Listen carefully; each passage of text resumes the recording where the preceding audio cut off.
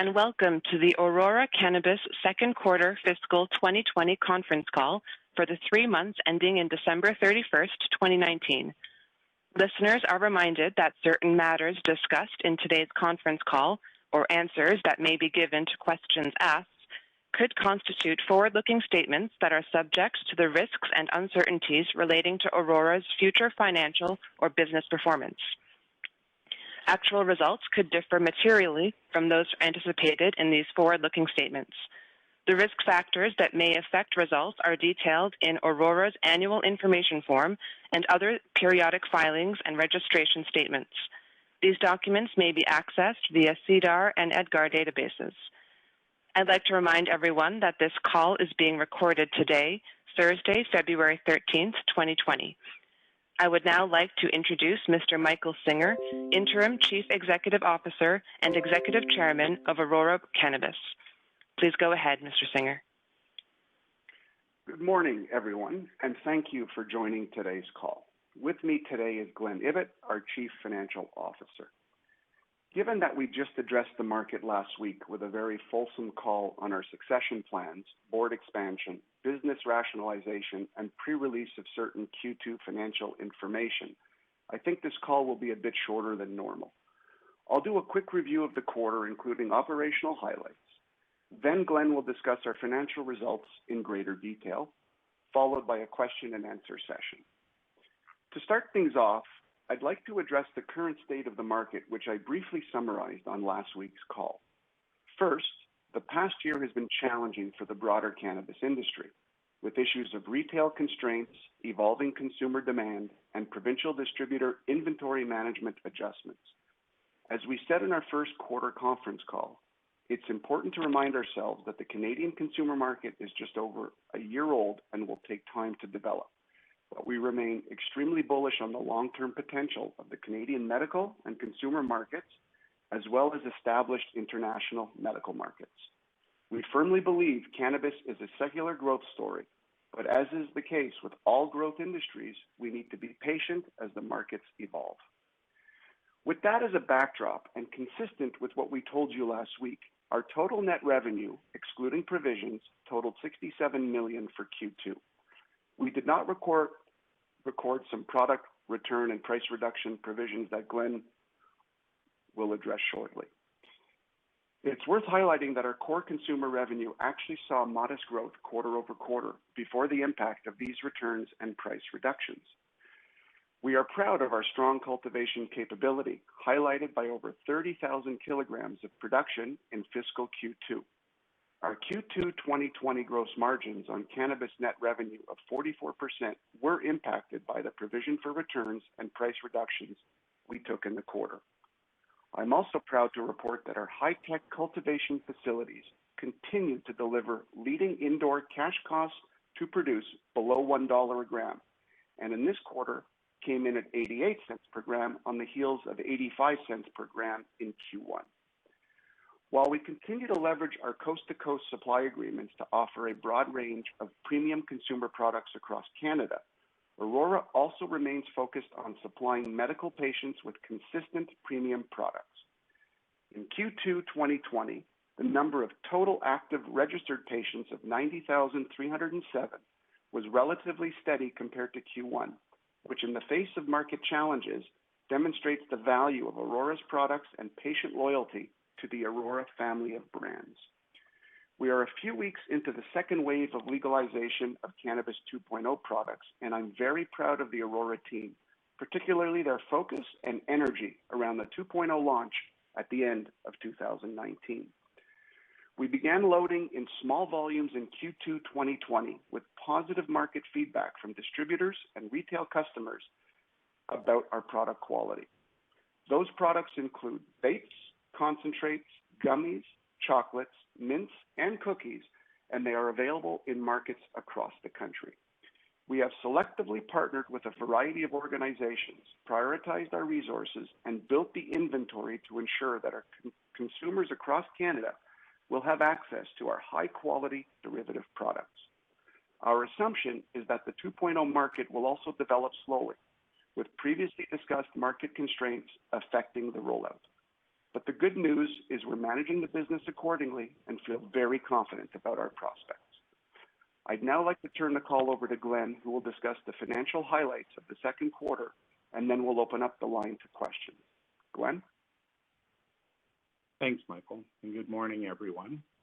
The figures I'll be going over today can be found in our financial statements and MD&A and are all in Canadian dollars. For our second quarter of fiscal 2020, the period from October 1st to December 31st, 2019, we saw our net revenue, excluding provisions of $10.6 million, come in at $67 million. Our total cannabis net revenue, excluding provisions, came in at $63 million for the quarter. A bit more specifically, our medical cannabis revenues in Canada remained steady quarter over quarter at $26 million. Our Canadian consumer cannabis delivered $33.5 million, and our international medical dropped to $1.8 million. To get into a bit more detail, as I just noted, during Q2 2020, our Canadian medical cannabis net revenue came in at $26 million. Our patient base continues to exceed 90,000 clients, which, although being relatively flat quarter over quarter, is indicative of our strong medical position, as that market also faces headwinds, mainly from cannibalization into the consumer market. We continue to work at maintaining and growing our leading position and are making certain internal operational changes that are designed to maximize the lifetime value of our key patients. International medical sales declined from $5 million in Q1 to $1.8 million in Q2 as a temporary sales restriction due to a permitting issue impacted our sales in Europe. As we announced early last week, that issue has now been resolved. I'm pleased to note that our products are once again available for sale as we fill back orders and return to growing European medical from the previous run rate. Similar to the Canadian market, we expect our European business, particularly our German business, to grow sequentially, but in the short term, slower than originally anticipated. A recent EU GMP certification of our Aurora River facility, with a run rate of approximately 30,000 kilograms annually, will allow us to allocate significantly more product to our export markets as they develop.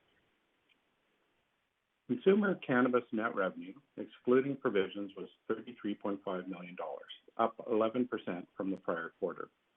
In Q2, we recorded a provision of $10.6 million against revenue, which captured the impact of returns from provinces and price reductions that we'd agreed to. This included our assessment across the provincial ordering system for products still deemed at risk. The significant majority of this provision was related to products sold much earlier in calendar 2019. In Q2, we saw a pickup in ordering of 1.0 products late in the quarter and also had a good launch into the 2.0 system with approximately $3 million in deliveries to provinces in late December. However, during the quarter, we did see a drop-off in our market share in flower as the market shifted significantly towards value brands, which we define as retailing for less than $9 per gram. Last week, we launched our competitive brand in this category, Daily Special, at a price point and an average potency that we think is a very compelling proposition for the consumer. In fact, we believe it will compete strongly with the gray market and help grow the overall size of the legal segment. We'll clearly be monitoring our performance here closely. During Q2 2020, the company generated $2.4 million in wholesale bulk revenue as compared to $10.3 million in the prior quarter. As we've said before, we are opportunistic with wholesale and do not attempt to predict quarter-to-quarter revenue levels. Our average Q2 net selling price for cannabis of $5.54 per gram represented a slight decrease from the $5.68 reported in the prior quarter. This decrease is primarily attributable to the previously mentioned returns and lower per gram selling prices for wholesale cannabis. We produced over 30,000 kilograms of cannabis in Q2 as compared to 41,000 kilograms in the prior quarter. In Q2, we took decisions at the cultivation level to prioritize planting of higher potency but slightly lower yielding cultivars at our major facilities. And we also took the opportunity to conduct some R&D with potential new high THC cultivars. In Q3 and Q4 2020, we expect our continued refinement of yields and operational efficiencies to deliver production at a quarterly rate that averages 150,000 kilograms annually. Our cash cost to produce per gram of dried cannabis increased slightly to 88 cents per gram, up 3 cents from the prior quarter. We are pleased that we continue to deliver on a very important KPI for our operations, sub $1 cost to produce. This is the leverage that allows us to launch such a powerful new entry into the value market while maintaining strong, healthy, and sustainable margins. Shifting now to SG&A. For Q2 2020, we reported just shy of $100 million for SG&A versus $81 million the last quarter. The increase is primarily due to an increase in salaries and benefits from targeted corporate headcount additions and annual merit increases, an investment in consumer education for the 2.0 product rollout, and campaign expenses related to the launch of the Aurora Drift brand. I want to stress that we recognize the importance of reducing our cost structure, and as reported last week, we have taken decisive action to make change immediately. Consequently, as we discussed last week, we expect to manage our business to an SG&A target range of $40 to $45 million per quarter, which we plan to achieve as we exit fiscal Q4 2020. Clearly, this represents a substantial decrease from today's reported number. To achieve this, we are focusing on our core operations in the Canadian consumer market, the Canadian and established international markets, and certain U.S. initiatives. An important part of this initiative is to reduce the complexity of our business and to instill a culture of financial discipline across all of our operations. As such, we believe there may be further opportunity to find additional medium-term cost efficiencies. Turning to our balance sheet, I'd like to highlight once again the amendments to our credit facility that were announced last week. These amendments include the complete removal of all EBITDA ratio covenants that had originally been set to commence in the period ending September 30th, 2020, the complete removal of the fixed charge coverage ratio covenant, adjustment of the total funded debt to equity covenant of 0.2 to 1, commencing in our fiscal third quarter 2020, from the 0.25 to 1 that had been in place till now. The introduction of a new minimum liquidity covenant of $35 million, and the introduction of a covenant requiring Aurora to achieve positive EBITDA thresholds beginning in fiscal Q1 2021 that we believe are consistent with our announced changes. These thresholds are mid-single digits for the first couple of quarters of fiscal 2021, increasing in the back half of the year to a total of $51 million cumulative for the entire fiscal year. We also used $45 million in restricted cash to pay down our debt and thereby reduce debt servicing costs. And finally, we downsized the total facility by $96.5 million through the elimination of Facility D, which had been earmarked specifically for the construction of Aurora Sun. When we reduced the scope of Aurora Sun significantly, Facility D was no longer available nor necessary. I should emphasize that we saw both actions as net positives for the company's financial position. Staying with the balance sheet, you'll note that we finalized the goodwill and intangible and PP&E asset impairments in our Q2 financial statements, totaling $762 million for goodwill and $210 million for intangible and PP&E asset impairments, both within our previously disclosed ranges. Turning to liquidity, as of December 31st, 2019, our consolidated cash position was $156 million, excluding the $45 million of restricted cash. We had used our at-the-market financing program and had raised gross proceeds of $325 million in the period from July to December 2019. We have roughly $200 million remaining under the existing ATM program. Our announced reduction in CapEx and SG&A costs should provide comfort to our investors that we are laser focused on the health of our income statement and balance sheet. We expect the utilization of the remaining ATM capacity should be sufficient to fund operations and remaining capital expenditures to the points where positive EBITDA and free cash flow are achieved. Driving Aurora to be a profitable and robust global cannabis company is extremely important to our team, as our call last week demonstrated. Our goal is to manage the business with a high degree of fiscal discipline, and we look forward to sharing further developments and progress with you in the coming quarters. I'll now turn the call back to Michael. In conclusion, we continue to focus on what we can control in an evolving market: consistent execution, operational excellence, and our focus on operating a sustainable business. And in turn, that short-term focus will allow Aurora to be a leader as the global cannabis trend takes hold and numerous exciting markets develop. I have no doubt that we have the right team and the right plan to execute against that opportunity and position our shareholder for value creation, especially from these levels. I'd now like to ask the operator to open up the call for questions. Thank you. At this time, we will be conducting a question and answer session. Please limit yourself to one question and one follow-up. If you would like to ask a question, please press star 1 on your telephone keypad. A confirmation tone will indicate your line is in the question queue. You may press star 2 if you would like to remove your question from the queue. For those using speaker equipment, it may be necessary to pick up your handset before pressing the star keys.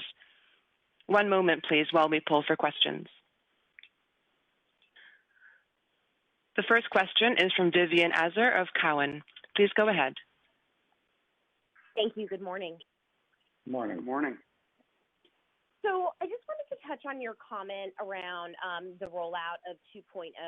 It makes perfect sense that the provincial boards are taking a more cautious approach, as are you, as you collaborate with them in terms of inventory load, given some of the write-downs that we've seen from you as well as the industry. But I think it would be helpful to understand what your current capacity run rate is, because it's pretty striking to me that edibles seem to be fairly consistently out of stock. Where they are in stock, it seems to be that you guys have chocolates available, but it's kind of few and far between when we've been, both on the website as well as in brick and mortar. So where are you from a capacity standpoint on edibles, specifically from a 2.0 standpoint, and how would you anticipate that run rate evolving? Thanks. Sure, Vivian. Where's the run rate going? We haven't found the upper limit on the gummy demand yet, but I do have to say that it is constrained somewhat by the provincial ordering. There have been a couple of, hiccups as we've gone through this. We had one fairly minor, short-term extraction issue. That line is back on. We've also run into a few issues of packaging, et cetera, just the usual kind of scaling up types of items. So those are behind us. It looks like we're kind of in full production right now. But, Vivian, the gummies are selling out as soon as we can get them to the provinces. The provinces are ordering in a very, prudent way, I think. They'd rather stock out as opposed to being overstocked. So it's a little bit early to figure out exactly how, where the upper limits are there. We don't have constraints on our lines per se, at least at the anticipated levels. We do have plans for larger scale lines that are in place in our new Polaris building as needed. So we'll introduce the higher capacity as the market develops. What we're trying to do, as we've talked about before, is be more prudent with our capital, make sure that we spend it as we see the demand. I don't see any constraints in our production capacity for the next number of quarters, and by the time we get to that point, we'll have introduced higher capacity if we need it. Well, that's helpful. Thank you, Glenn. But maybe we could just quantify that a little bit. So in terms of what you're able to produce versus what you're able to ship, are you guys running at, an 8-hour shift, full utilization, and you're building inventory, and then you're only shipping 10% of what you produce? I'm just trying to get my head around that.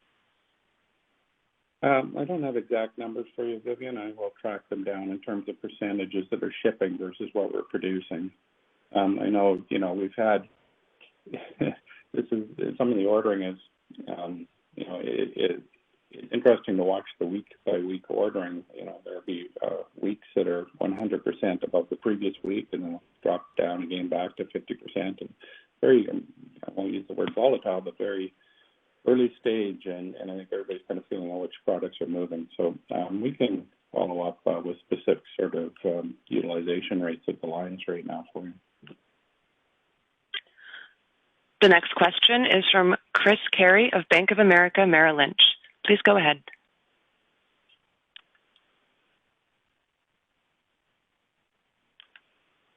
Morning, Chris. Morning.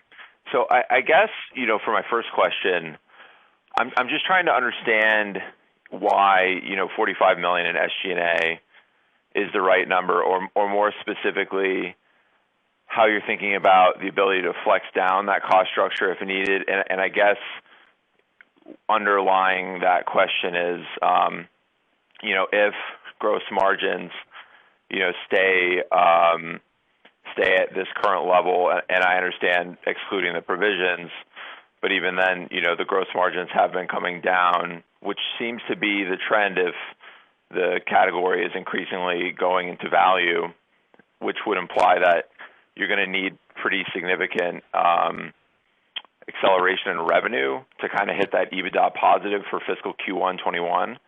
And so just really simply put, I guess what I'm trying to get at is this concept of you might need to actually flex down that cost even more, and maybe just how you're thinking about your capacity to actually make those changes to hit that fiscal Q1 21 EBITDA covenant, if indeed you have to do something like that. Then I have a follow-up. Yeah, Chris, that's the key question, and we've been spending a lot of time on that. The targeted rate that we put out there in terms of coming out of Q4 and into Q1 is a point in time. We have targets for Q4 itself, and we have further targets past into Q1 and, in fact, into Q2. So there are some changes we can make to the business that we made immediately. There are some that require negotiation with other parties. We think we can have in place for Q4. And then there are other actions that we can take that will, impact the company's cost structure in the fall. I don't want to get into specifics because they all most of them require negotiation with other folks, or they require us, repositioning some of our assets.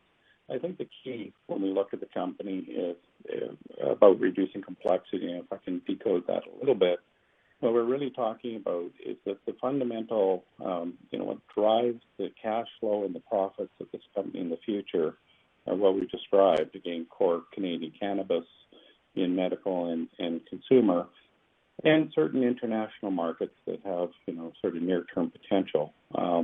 That's, as it stands right now with this group of assets, that's what we need to focus on. For various reasons, just in terms of building the company, the industry, and developing Aurora to where it's at today, we do have a lot of complexity in the business and lots of non-core parts of the business that we're looking at. How do we rationalize that? How do we streamline this business and just spend our time, our energy, and our focus on that core business is going to drive the cash flow and profit. So to your point, do we see further opportunity? Yeah, we do. But again, it's a matter of timing, and that's why when we worked with our syndicate of banks, we set EBITDA covenants that kicked in fiscal Q1, or EBITDA thresholds, and started off modestly and moved forward. The other part of your question, I think this is important. I don't want to go on too long, but this is an important part. We are being prudent with our revenue projections here and constructing the company to meet those prudent revenue projections. But listen, there are upside opportunities here. We just want to make sure we've got a cost structure that those upside opportunities, should they arrive, fall to the bottom line instead of getting consumed by SG&A. So that's what we're doing there, is continuing to drive costs out. I hope you don't take for a moment that we don't believe in this market, and we believe that there'll be some good news. We've gone through a year with a lot of sort of negative news in the industry, but we believe there will be good news, whether it's Alberta approving vapes last week or just, a stronger cadence of retail stores, or Ontario going out for consultation on vape lounges and things like that. That's upside. We want to build a company where that's upside, and we're not dependent on that showing up to be EBITDA positive. If it shows up, excellent. If it's more EBITDA is not getting consumed in corporate overhead. Okay, thanks. And then I guess for shifting gears a little bit, so over the past couple quarters, so you've produced about 50,000 kilograms more than you've sold, right? And I guess with the expectation for cannabis revenue, excluding provisions, to be flat quarter over quarter, the still slow store rollout in Canada, it's progressing, but slowly. I mean, it seems like this dynamic of producing well above what you're selling is going to sustain. I think that leads to an important question, not just for Aurora, but for this entire industry. And I guess that question really is, when would you consider maybe shuttering capacity, or at least slowing the rate of volume that's coming off your production line? Because you're still, if I understand your comments, you're in your prepared remarks correctly, looking for about 38,000 kilos of quarterly production, which will continue to materially outpace what you're selling. And I just wonder when we, see the individual companies or the industry starting to take a closer look at just how much volume they're bringing into this market relative to how much the market can actually withstand. Thanks so much for that. Yeah. Yep. Absolutely critical question for us and the rest of the industry. We're actively, we've got some projects underway to really evaluate the impact under a number of different scenarios, and also under new product launches. Don't forget, we haven't launched all the products that we can under 2.0 legislation, and as those come out over the next several months or several quarters, we're looking at consumption there. Some of them are higher consumers of say, trim and things like that. So, we will evaluate. We are evaluating, but differently, and we'll update you if we come to a conclusion where we need to reduce the level of production within the company. The point is, Michael's emphasized this a lot, is fiscal discipline. We had a view at one point several years ago that the market would have developed to the point where we could, certainly out of our existing assets, we would sell whatever we're producing. So now, that's in the short term, that's not necessarily true, but we'll see as we introduce some of these new products and see what the demand for those new products are. But rest assured, something we're paying really close attention to, and we're definitely looking at everything in this company through a fiscal lens. So we won't allow that situation to persist if we don't see our ability to consume that inventory. The next question is from Owen Bennett of Jefferies. Please go ahead. Morning, guys. Yeah, a couple of questions, please. First of all, don't want to labour the point on SG&A, but it seems quite an aggressive target. I was just wondering, which would be helpful from our perspective, if you could put those different buckets you identified, you could quantify them in terms of how much savings you see coming from each. And then my follow-up is just around the Daily Special launch, what price point that's coming in at, and in your internal projections, are you assuming any cannibalization of the mid-price brands with Daily Special when that's launched? Thank you. Yeah, Nolan, thanks. I guess when we look at SG&A, it's probably worth remembering that just several quarters ago, we were running in the $60 million range. We ramped up significantly as we, as I say, as we took on a lot more activities within the company and tried, in fact, to accelerate the development of a number of things, whether it's internal IT projects or some of the marketing initiatives. So we ramped up from a rate that, say, Q4 or Q3 of last year was in the $60 million range. So it's not inconceivable to get back down to that range relatively easy. And then the next steps are basically reducing complexity, which means saying no to a number of things. We've been a very aggressive company, so we tend to work to achieve an awful lot in a short period of time. And again, that just drives costs up as opposed to, maybe, prioritizing the stuff that's focused on the core of the business and certainly deferring some projects. So I understand from the current levels down, it is an aggressive target. It's an important target, and say most of the changes that we made last week get us significantly closer to that target. We've taken, it may not be evident, but if you remember last week, we said our corporate headcount, we reduced it by about 25%. So they're out of 100 million. You can see where our driving costs are right there, plus a number of initiatives. I don't want to get into details on how much in IT or HR or marketing that we've taken out, but we definitely have taken out a lot there and have significantly reduced the burden of some of our subsidiaries as well.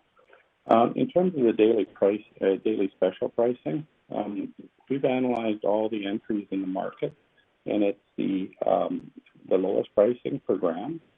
And it's also, when you look at an important metric that seems to have developed in that market, it's THC per dollar, level of THC per dollar, or basically what you're paying for a high-potency product. Again, it's the best metric of the competitive product. So, it depends, depending on pack size, and they go currently up to 15-gram packs, and it depends on the province exactly what the pricing is. But I guess I'll leave it there. As it stands right now, I believe it's the sharpest pricing in amongst all the competitive offerings. The next question is from Michael Lavery of Piper Sandler. Please go ahead. Hi, this is Jeff Crackey on for Michael. Good morning. Hey, Jeff. Good morning. Just one question from me. As you resume sales in Germany, have you seen any impact to distribution after having sales paused? Well, there actually was a backlog or a set of back orders. And we were continuing to ship there. So just to be clear, this was I'm going to characterize it, although it impacted us in the quarter, as a relatively minor issue. We continued to ship to Germany and build up the inventory there, and we were building up back orders. And then we started fulfilling those as soon as we had the permit to actually ship to the pharmacies with that product. So, of course, there's a little bit of catch-up to be done here. But we don't think that we've lost much ground there. We'll regain it fairly quickly.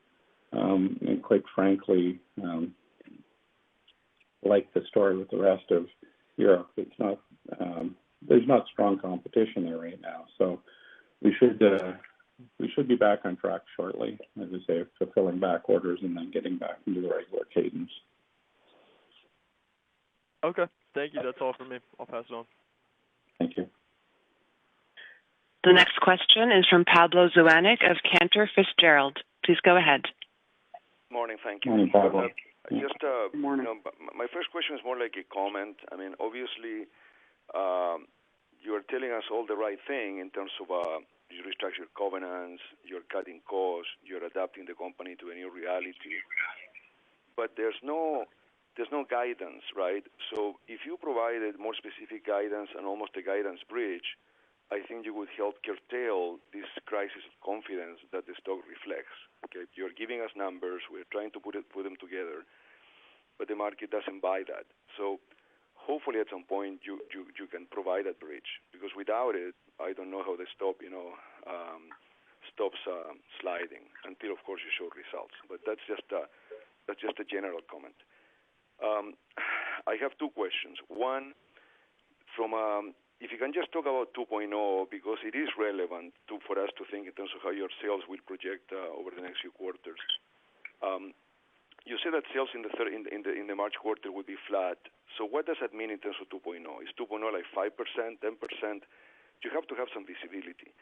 And then how do you see the market progressing? There are other companies out there saying 2.0 could be a $1 billion market in a year's time. Do you believe that? So describe your competitive position in 2.0. So that's the first question, just more color in terms of how 2.0 can contribute to the company this quarter and going forward in a context that from your guidance doesn't seem to be contributing. If you can just give more color on that, and then I'll have a follow-up. Thanks. Yeah, so listen, I'll just state, I disagree with some of your comments. I think you laid a position out there. We think we've been pretty directive and provided clarity over our targets on those things within our control. And as you'll know, the last couple of years, the challenge for anybody putting guidance out on the revenue line is by and large they've been wrong. And that's even I'm not just talking about Aurora, I'm talking about across the industry. And they've had to rescind guidance as the development of the market is kind of taken its pivots and turns, and it's kind of a bit of a choppy road on the way from here to there. We are bullish on the long term, so I'm not going to comment on various analyst projections for the size of the market, but we definitely haven't seen, and we aren't backing off where we think this market can be. But the question is the road from here to there, and how long will that take? So again, back to being prudent with our cost structure that allow us to be profitable on the entire journey, as opposed to hoping for a doubling of revenues to become profitable or not. We don't want to be in that position. So listen, I don't want to get into the trying to project revenues in a brand new market, in a 2.0 market. What's happening in Q3, where we're guiding to fairly modest growth, is, as I mentioned in my comments, the market on the 1.0 products has taken a hard turn to the value side. It was at 2% of the market in the summer and 17% of the market in December. Meanwhile, what we characterize as premium went from mid-30s in the summer down to 17% of the market in December. So hard turn. We launched our product that I just described, Daily Special, last week. We've been shipping to the provinces. I think BC got their first batch yesterday. So it's it's underway. But in terms of this quarter, we're suffering by not being in that market for January and the first week or two of February. So in half a quarter there of being in the market that seems to have the most momentum. As we look at Q3, we think that approximately 20% of our sales will come from 2.0 products. But again, trying to be prudent, because it's awfully hard to extrapolate from a week-to-week projection. I mentioned to Vivian when she asked a question, I look at weekly sales in 2.0 products, and then we'll double from one week, and then we'll drop off the next, and then they'll pop up again. So way too early to project there. So we're really just trying to be prudent and make sure that if there is additional revenue coming in, it drops to the bottom line. So I hear you on the lack of visibility on revenues, but I have to tell you, we're trying to learn from the experiences of the last year or two in this industry, that it seems a bit, pretty risky to be trying to predict a market that is just in the early stages of development. Understood. That's very helpful, Glenn. Thanks. Look, just a very quick follow-up. And I know this is more medium, long-term, and maybe not relevant today, but when I compare the Canadian market with a lot of the reg markets in the U.S., obviously, as we all know, the Canadian market has significant restrictions that have prevented this growth or have curtailed the growth. Do you see any room to, lobby the government over the next, few months or even year to be able to make some changes that will help the market, whether it's in terms of marketing, the way things are communicated, online, retailing, distribution? I'm not just talking about opening more stores, but just in terms of the restrictions, which I think have hurt the market compared to what we see in some parts of the U.S. Thanks. Or that's just wishful. Sure. So listen, we'd all love to do that, of course, right? It's difficult if you go into a Canadian cannabis store. It's hard to distinguish sometimes between the different products, and That's that's why the in-store marketing and education of the bud tenders and stuff is important to us to make sure that they understand our products and that they're able to talk intelligently to consumers that want to come in and find a product that meets their needs. That'd be delightful. I have to tell you. I mean, I don't think that's in the near-term cards in Canada. Again, it's the beginning of the industry. I think they're focused on the I don't know, I'm going to call it safety first side, and then seeing how it plays out. There are promising indications when you see some of the provinces starting to consult about things like vape lounges and lounges where you can consume cannabis. That's a nice step forward to more sort of a rational, almost a model that you see in Canada with either alcohol or something like that. So, Michael mentioned it. We're only a year into legalization, a little past a year into legalization, just a month past 2.0 legalization. So, I think the focus right now is on getting the foundation right, and then I guess we'll see where it can go. But we're certainly not banking on that in the near term. And I'll just add that our government relations group are working very hard with the provincial distributors and governments, because the purpose here is to try to remove as much as we can out of the black market into the regulated market. And the last numbers I've seen says that the black market is still a $5 billion annual opportunity, and the regulated market is somewhere just below $1 billion, or approximately $1.5 billion. So you can see the potential there, and the provinces do want to sort of shift that over to the regulated market. So our team are working hard. There is an appetite certainly to try to do this as quickly as possible, and we are working as quickly or as efficiently as we can with the provinces to make this happen as quickly as possible. The next question is from Matt Bottomley of Canaccord. Please go ahead. Yeah, good morning. Thanks for taking how are you doing? Thanks for taking the questions. I wanted to touch base. This isn't necessarily a new phenomenon we've been seeing, but my guess is that we'll start seeing the impacts in subsequent quarters for dried cannabis bud. So can you give any color on how you look at your current inventory balance, which I think for just the dried cannabis stock is about $130 million, versus the surge in what we've been seeing in dried cannabis that's in various wholesale channels right now, and what should the analyst community as a whole be considering right now with respect to what could occur, whether it's commoditization of pricing versus a lot of this product going into cannabis 2.0 production. It just seems like it's been this lingering potential disaster for a couple of months or quarters now, and I'm just curious if you could touch on that a bit. Yeah, I think it started on that. It's been an issue since the middle of last year, I guess, as people looked across the inventories in the industry and tried to figure out, what are they comprised of, how much is at risk. There's just definitely a differentiation between the quality, if we'll say that, whether that's defined by the consumer's experience or the levels of THC, whatever, quality cannabis, and just I think what is a significant amount of lower quality cannabis destined for extraction in the industry. That's a bit of a challenge. When we look at our inventory as it stands at December 31st, we definitely, even under I'd say relatively pessimistic scenarios, we will be consuming all of that.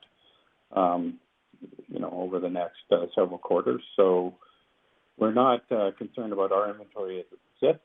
There was a question earlier about levels of production. It's definitely something that we're watching. There's it will depend on how our demand plan develops. But we don't have any particular issues in our inventory as it stands at December 31st. So I can't really comment on the rest of the industry, but I do take your point that it's a developing issue if you're not able to move that, or if you're not producing the quality that the consumer is looking for. Now, it's really clear that if you're selling flour, so if it's not going into extract, if it's going into flour, then it better have a high level of THC for the most part, or it's not going to move very quickly. So Understood. Thanks. And if I could just dovetail that into another question just on the international side of things. So what a lot of LPs have been saying, certainly over the last year or so, is that any sort of excess in capacity for domestic consumption when it comes to inventory could eventually go into international channels. So outside of Germany, I'm just curious if you have any allocation of your product pegged for international export, and given the quantity of the goodwill write-offs that we saw on a couple of those assets, I'm just curious how much capital is going to be allocated internationally going forward, if there's some sort of range for that, and what regions you think are more promising than not. Yeah, I'll let Michael address the capital allocation, but no, listen, with our three facilities, particularly with our rubber facility just being certified EU GMP, we've got plenty of capacity to serve the international markets for the next while. I wouldn't want to tell you that the international market can consume all of that capacity by any means in the short term. There are developing markets, in Europe. We're seeing some, though, that are looking for domestic production. Some of the Dutch tenders are kind of going that way. But, I think that's, as we said, it's a great long-term opportunity. It is developing a little slower than we might have anticipated a couple of years ago. There are other bigger markets that are putting in systems. Brazil, for instance, putting in a medical system. Regulations, I think, over the next several months should be clear and in place. Looks like it'll mainly be a sort of a CBD type system, but it's possible that we may supply that from our current facilities or maybe some other. But we'll be careful. Maybe Michael, you want to talk about capital allocation, international opportunities. Sure. So I think part of what we announced last week and the important discipline that we've now sort of instilled in our business is we're going to be very cautious about how we allocate capital, and that capital allocation has to provide us with a near-term return that we think is going to be impactful to our business and beneficial to our investors. So with regards to international markets, we're obviously going to focus on key markets that generate revenue today, but always look at opportunities and investing capital in additional markets where we see that near-term value, translating directly to our P&L and, of course, our balance sheet. So we'll be very careful and methodical about how we allocate that capital to ensure that we see that immediate value, to our story. The next question is from John Zamparo of CIBC World Markets. Please go ahead. Thanks. Good morning. Morning, John. Good morning.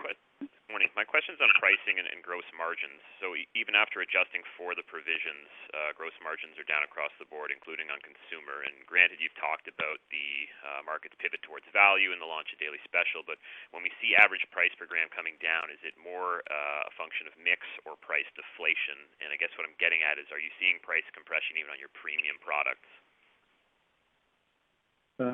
Okay, so quickly, no, not on the premium products. By and large, I think San Raf and a few of the others are holding up really nicely.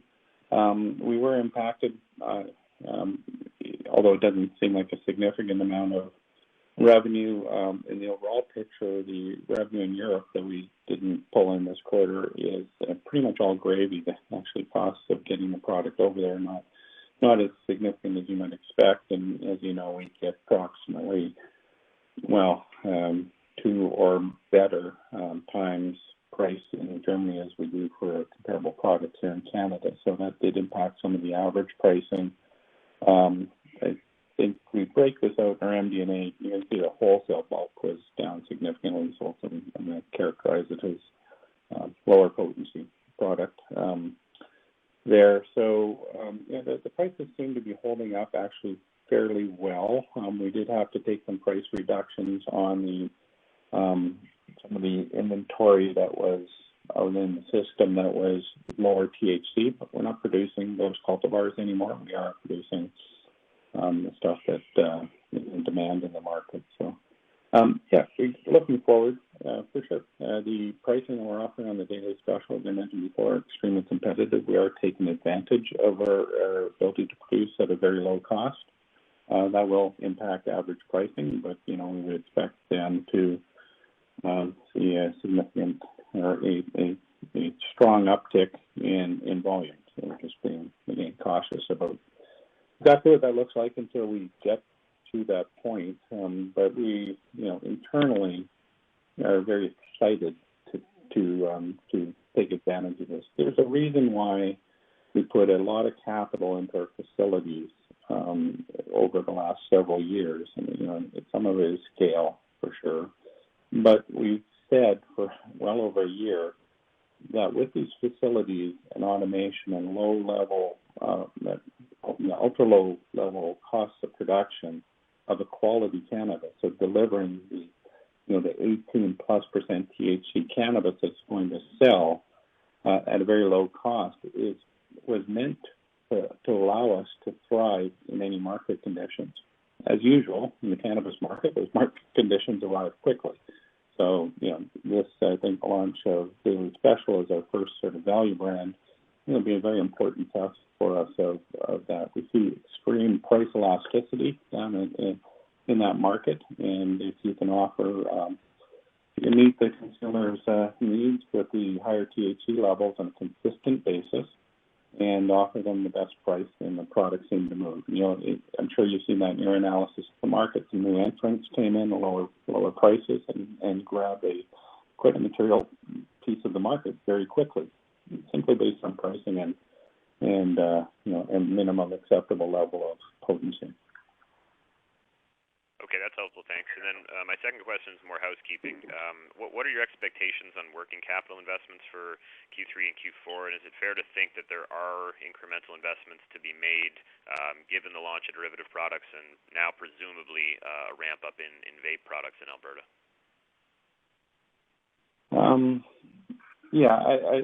I think that is true by and large.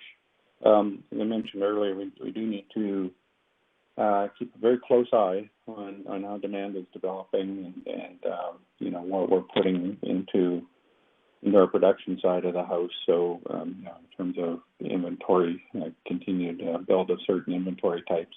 But I think Vivian mentioned earlier, there are a number of our product lines that are selling out very quickly. So that's not we definitely need to continue to invest there. So there may be some incremental working capital build over the next while. We will, of course, be driving costs out of the SG&A side. So I think, overall, I think we should be in pretty good shape in terms of our investment in working capital. The next question is from Graham Crandler of 8 Capital. Please go ahead. Morning, Graham. Hi, good morning. Hi, good morning. Hi, Graham. Thank you for taking my question. I wanted to ask a question regarding the search for a full-time CEO. Michael, you mentioned in the prepared remarks the difficult period that the industry as a whole has been going through. And in light of that, I was wondering if that gives you any concerns about finding the right type of candidate, attracting the right type of talent. Has that given anyone any sort of pause in terms of entering the industry at this point of its life cycle versus what the expectation is and what we've seen in terms of migration of talent 6-12 months ago? Thanks. Sure, Graham, and good question. And yes, it is something that we initiated, obviously, prior to the announcement last week. We had very active discussions going into last week's announcement, and we were confident that with last week's announcement we would get additional inbound interest, which we've actually seen this week. So we're encouraged about the status of those ongoing discussions. We're not committing to any time. These discussions do take time, but we're very encouraged by the level of interest that we're seeing, and we're very confident that we're going to be able to, find the right long-term permanent CEO that certainly is going to be impactful for our business going forward. And and obviously we'll update the market and our investors as we show tangible progress with regards to that search. Okay, thank you for that. And just to follow up quickly, do you have any sort of hard and fast criteria that you're looking for? And with that, is there a separate committee, search committee that's been established? How's that decision-making process being held? Thanks. So the answer to those two questions are yes. A number of our independent directors are playing a very active role in this process, and so we have a lot of hands on deck at the board level to make sure that we certainly attract and secure the right talent going forward. We're taking a good look at our business today and where we anticipate our business to go into the future.